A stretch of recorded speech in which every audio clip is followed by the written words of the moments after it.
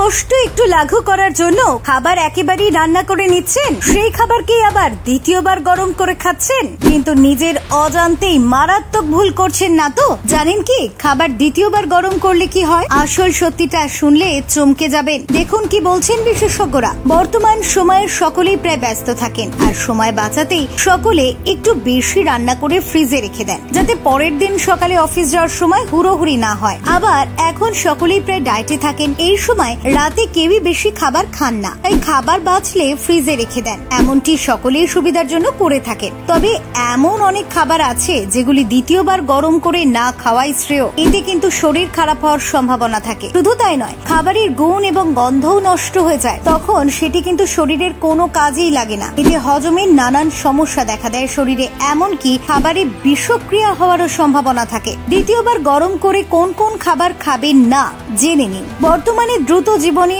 সংসার এবং কাজের জগৎ সামলাতে হিমশিম হাল প্রায় সবারই। একদিকে রান্না বান্না, ঘর সংসার, অন্যদিকে কর্মজীবনের চাপ। সব সামাল দিতে গিয়ে অনেকেই একবেলা রান্না করে রাখেন দুবেলার ভাত। আপাত দৃষ্টিতে সেই ভাত একই রকম দেখতে লাগলেও জানেন কি, সেই ভাতেই লুকিয়ে রয়েছে বিপদ। কারণ গবেষণার ফলাফল বলছে একবার তৈরি হয়ে যাওয়া ভাত নাকি দ্বিতীয়বার গরম করতে নেই।